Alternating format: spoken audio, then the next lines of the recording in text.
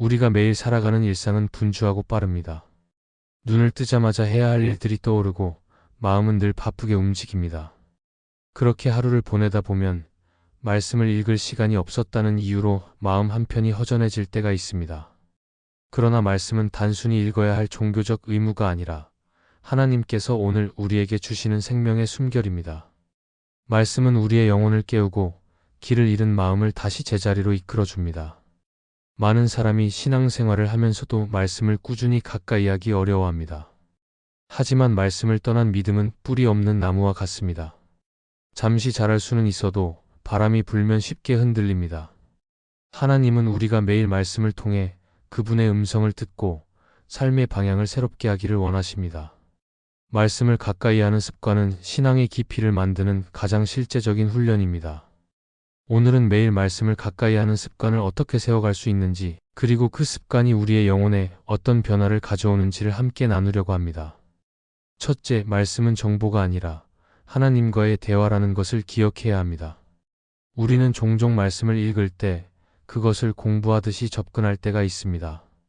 구절의 뜻을 분석하고 배경을 연구하며 지식을 얻는 데 초점을 맞추기도 합니다. 물론 말씀을 깊이 이해하려는 노력은 중요하지만 말씀의 본질은 단순한 지식이 아니라 하나님의 음성입니다. 말씀을 읽는다는 것은 하나님과 대화하는 것이며 하나님의 마음을 듣는 일입니다. 그래서 말씀을 대할 때는 배우려는 태도 이전에 들으려는 마음이 필요합니다. 말씀을 하나님과의 대화로 바라보면 성경은 단순한 기록이 아니라 살아있는 하나님의 언어로 다가옵니다. 예를 들어 시편을 읽을 때 우리는 시인의 기도가 곧 우리의 고백이 될 수 있음을 경험합니다. 시편의 말씀 속에는 기쁨도 있고 슬픔도 있고 하나님께 대한 솔직한 질문도 있습니다. 그렇게 하나님께 마음을 열고 읽다 보면 말씀은 어느새 우리의 마음속 깊은 부분과 연결됩니다. 그때 우리는 하나님이 오늘 내게 무슨 말씀을 하고 계신지를 느끼게 됩니다. 하나님께서는 우리가 말씀을 단순히 읽는 데 머물지 않고 대화하듯이 나누기를 원하십니다. 말씀 속에서 하나님의 마음을 듣고 그 말씀에 우리의 삶으로 응답하는 것이 진짜 대화입니다. 마치 친구가 마음을 나누듯 하나님께서 말씀을 통해 우리에게 다가오시고 우리는 그 말씀에 순종과 감사로 응답하는 것입니다. 이렇게 말씀을 대화로 받아들이면 매일의 묵상이 부담이 아니라 기쁨이 됩니다. 하나님은 말씀을 통해 우리를 다듬고 위로하시며 방향을 주십니다. 때로는 읽는 한 구절이 우리의 생각을 멈추게 하고 오래된 상처를 건드릴 때도 있습니다. 그 순간 하나님은 우리와 대화하고 계신 것입니다. 하나님은 말씀을 통해 우리의 마음을 비추시고 우리가 잊고 있던 것들을 떠올리게 하십니다. 그 대화 속에서 우리는 회복을 경험하고 하나님의 뜻을 더 분명히 깨닫게 됩니다. 예수님께서도 늘 말씀으로 하나님과 교제하셨습니다. 광야에서 시험을 받을 때 예수님은 자신의 말이 아닌 말씀으로 대적하셨습니다. 그분은 말씀이 곧 생명이며 하나님의 뜻이 이루어지는 통로임을 아셨습니다. 그래서 말씀을 붙드는 일은 단순한 신앙 훈련이 아니라 하나님과 함께 살아가는 방식입니다. 말씀을 묵상할 때 우리는 단순히 문장을 읽는 것이 아니라 하나님이 하시는 말씀을 마음으로 듣고 있는 것입니다. 말씀을 하나님과의 대화로 여길 때 우리의 태도는 달라집니다. 말씀을 읽는 시간이 형식적인 의무가 아니라 하나님과 만나는 시간이 됩니다. 때로는 짧은 한 구절이 깊은 깨달음을 주고 어떤 날에는 익숙한 말씀 속에서 새로운 은혜를 발견하게 됩니다. 하나님은 말씀을 통해 끊임없이 우리에게 말씀하십니다. 우리가 귀를 열고 마음을 다해 들을 때 그분의 음성은 우리의 일상 속에서도 들립니다. 그러므로 우리는 말씀을 정보로만 받아들이려는 습관에서 벗어나야 합니다. 성경은 지식의 책이 아니라 하나님이 오늘도 나에게 하시는 말씀의 기록입니다. 말씀을 읽을 때 우리는 하나님의 마음을 듣는 자리로 나아가야 합니다. 그 자리에서 하나님은 우리와 대화하시고 우리의 삶을 새롭게 빚어가십니다. 하나님은 말씀을 통해 우리의 기도를 들으시고 우리의 생각을 다듬으시며 우리의 걸음을 인도하십니다. 결국 말씀을 가까이 한다는 것은 하나님과의 관계를 가까이 하는 일입니다.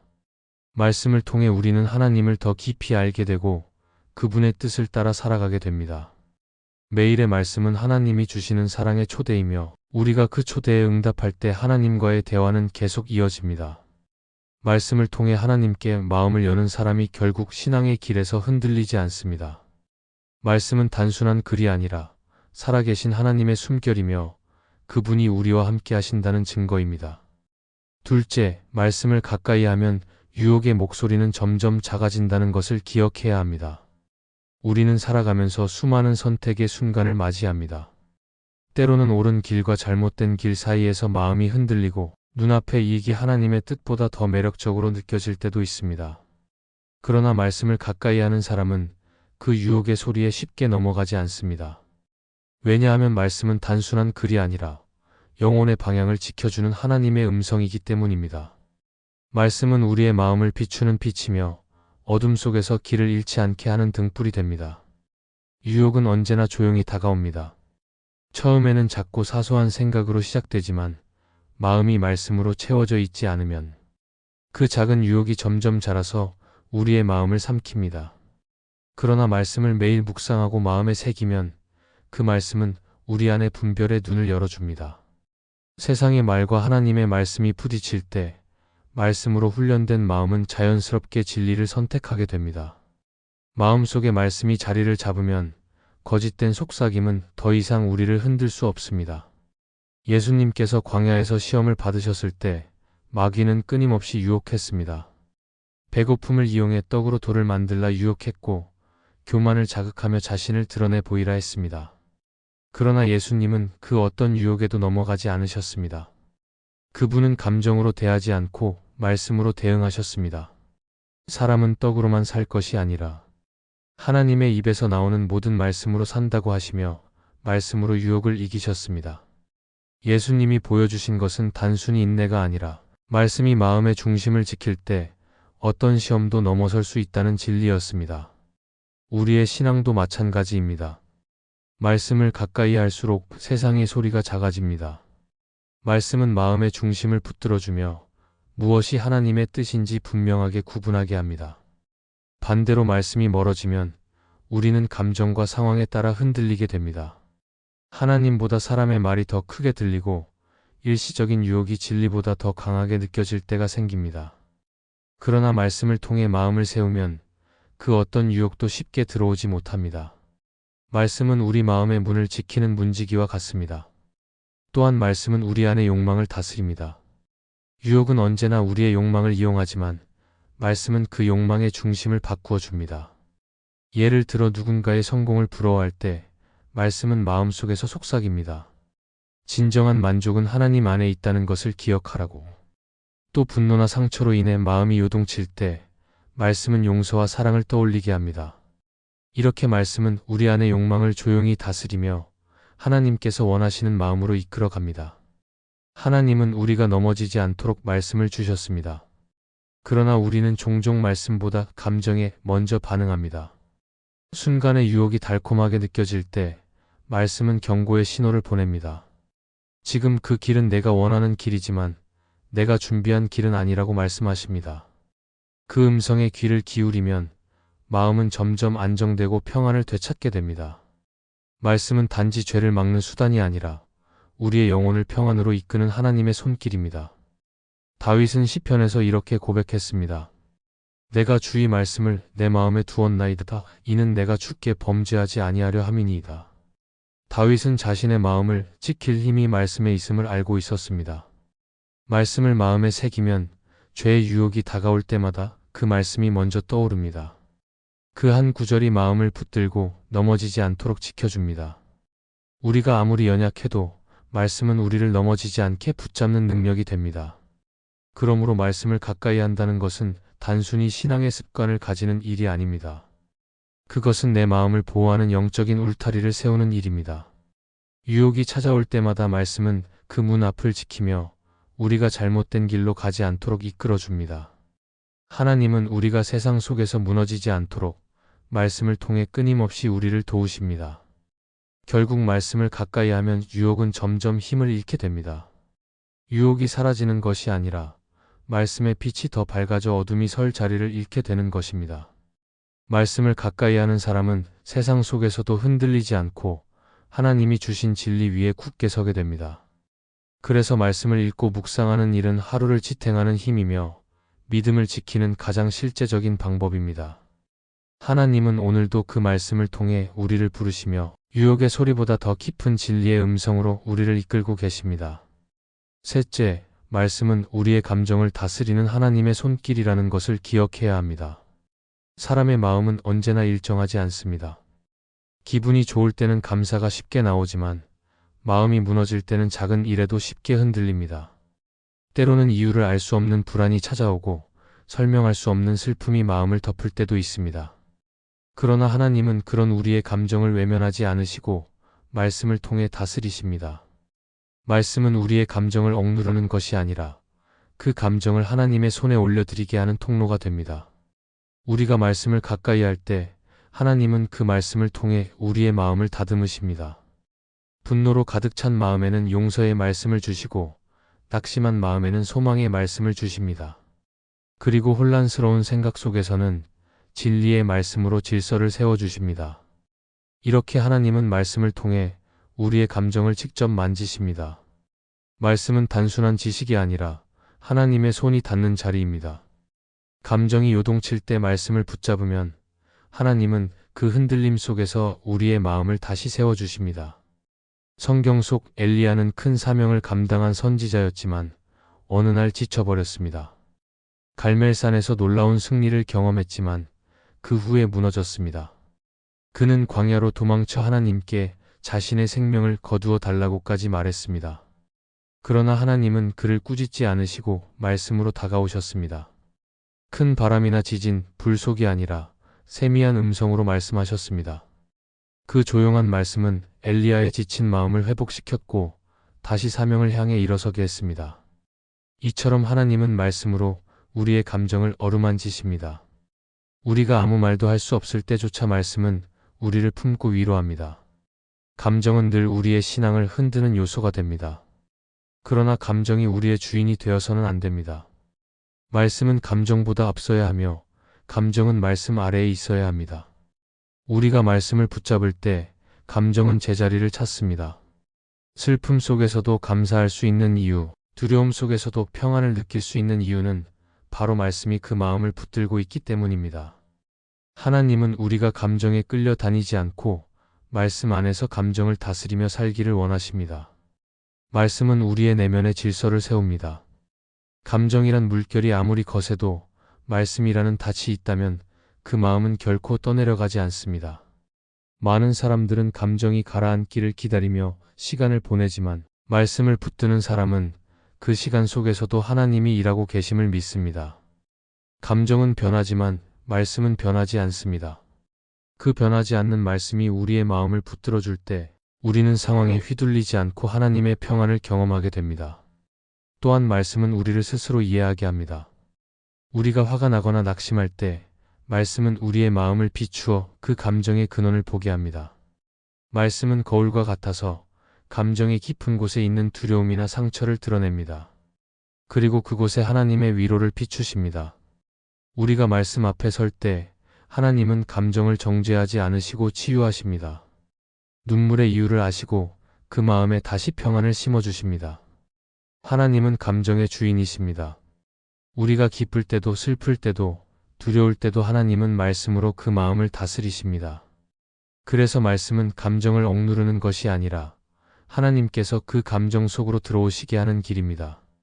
우리가 기쁨을 말씀으로 표현할 때 그 기쁨은 감사로 바뀌고 슬픔을 말씀에 비추어 볼 때 그 슬픔은 위로로 바뀝니다. 하나님은 말씀을 통해 우리의 마음을 치유하시고 감정의 폭풍 속에서도 평안을 주십니다. 이처럼 말씀은 우리의 감정을 변화시키는 능력이 있습니다. 말씀이 내 안에 머물면 감정은 더 이상 우리를 지배하지 못합니다. 기쁨이나 슬픔, 분노나 두려움이 찾아올 때마다 말씀은 그 감정 속에서 하나님을 바라보게 합니다. 결국 말씀을 가까이 한다는 것은 감정을 억누르려는 것이 아니라 하나님께 맡기는 것입니다. 하나님은 말씀으로 우리의 감정을 정결하게 하시고 마음을 다듬어 가십니다. 따라서 우리는 감정이 흔들릴 때마다 말씀으로 돌아가야 합니다. 말씀은 우리를 다스리는 하나님의 손이며 그 손이 닿을 때 우리의 마음은 다시 평안을 찾습니다. 감정의 폭풍은 피할 수 없지만 말씀 안에 머물면 그 폭풍 속에서도 흔들리지 않는 평안이 자라납니다. 하나님은 오늘도 말씀을 통해 우리의 마음을 만지시고 상한 감정을 회복시키며 다시 담대한 믿음으로 나아가게 하십니다. 넷째, 말씀을 가까이 할수록 기도는 깊어진다는 것을 기억해야 합니다. 말씀과 기도는 마치 두 개의 호흡처럼 연결되어 있습니다. 한쪽이 막히면 다른 한쪽도 제대로 흐를 수 없습니다.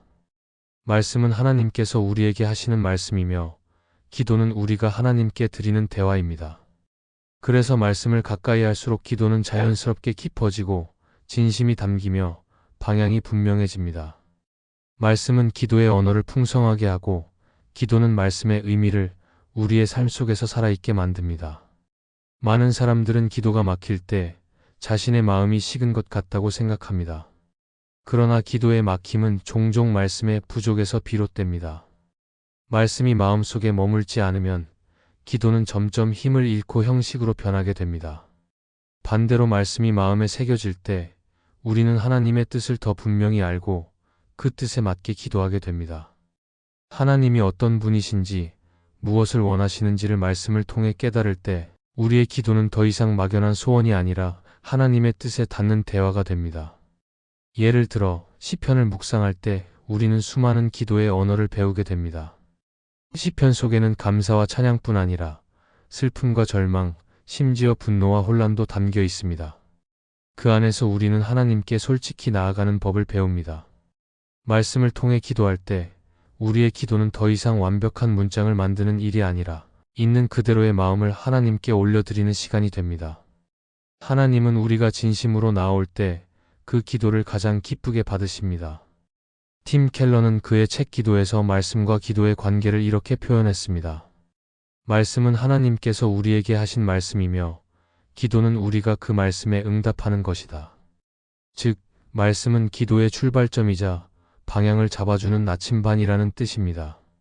기도는 내가 하고 싶은 말을 쏟아내는 시간이 아니라 말씀을 통해 들은 하나님의 뜻에 반응하는 시간입니다. 말씀을 가까이 하면 우리의 기도는 점점 하나님의 마음과 닮아갑니다. 또한 말씀은 기도 속에서 하나님의 침묵을 견디는 힘을 줍니다. 우리는 기도할 때 즉시 응답을 기대하지만 하나님은 때로 침묵으로 응답하십니다. 그때 말씀을 붙들지 않으면 우리는 쉽게 낙심합니다. 그러나 말씀은 그 침묵의 시간에 하나님이 여전히 일하고 계시다는 사실을 상기시켜 줍니다. 예를 들어 시편 40편을 묵상하면 우리는 하나님이 기다리는 자를 결코 잊지 않으신다는 약속을 보게 됩니다. 말씀은 기다림 속에 믿음을 붙들어주고 기도의 불씨가 꺼지지 않게 지켜줍니다. 말씀은 우리의 기도를 더 구체적으로 만듭니다. 우리가 하나님께 구할 때 막연히 도와달라고 말하기보다 말씀을 통해 깨달은 대로 구할 수 있습니다. 하나님은 말씀으로 우리의 생각을 정리하시고 기도를 통해 우리의 마음을 새롭게 하십니다. 말씀을 통해 하나님이 어떤 분이신지를 알고 나면 우리는 더 이상 두려움으로 기도하지 않고 신뢰로 기도하게 됩니다. 그때 기도는 간절함을 넘어서 평안이 됩니다. 말씀은 우리의 기도를 깊이 있게 만들며 그 안에서 하나님은 우리의 마음을 변화시키십니다. 기도와 말씀이 함께할 때 우리의 신앙은 더욱 단단해집니다. 말씀은 기도의 기초가 되고 기도는 말씀을 삶으로 연결하는 다리가 됩니다. 말씀을 통해 하나님께서 나에게 하신 말씀을 듣고 그 말씀을 붙잡고 기도할 때 우리의 영혼은 하나님과 더욱 깊이 교제하게 됩니다. 기도는 단지 하나님께 무언가를 요청하는 행위가 아니라 말씀으로 하나님을 더 알아가는 시간이 됩니다. 결국 말씀과 기도가 만나는 자리는 하나님과의 가장 깊은 관계가 이루어지는 자리입니다. 말씀을 가까이 하면 우리의 기도는 점점 변하게 됩니다. 요청의 기도에서 감사의 기도로, 불안의 기도에서 신뢰의 기도로 바뀌게 됩니다. 하나님은 말씀을 통해 우리의 마음을 준비시키시고 기도를 통해 그 마음에 응답하십니다. 그러므로 매일 말씀을 가까이 하고 그 말씀을 붙들고 기도할 때 우리의 기도는 깊어지고 우리의 삶은 점점 하나님의 뜻과 닮아가게 됩니다. 하나님은 말씀을 통해 우리에게 말씀하시고 우리는 기도를 통해 하나님께 응답합니다. 그렇게 이어지는 교제 속에서 우리의 신앙은 자라나고 하나님과 동행하는 삶은 더욱 풍성해집니다. 이 말씀이 마음의 은혜가 되셨다면 좋아요와 구독으로 함께 해주세요. 그리고 댓글에 아멘이라고 남겨주시면 하나님의 은혜가 더 많은 사람들에게 전해질 것입니다. 여러분의 삶 위에 하나님의 은혜가 언제나 함께 하시기를 바랍니다. 감사합니다.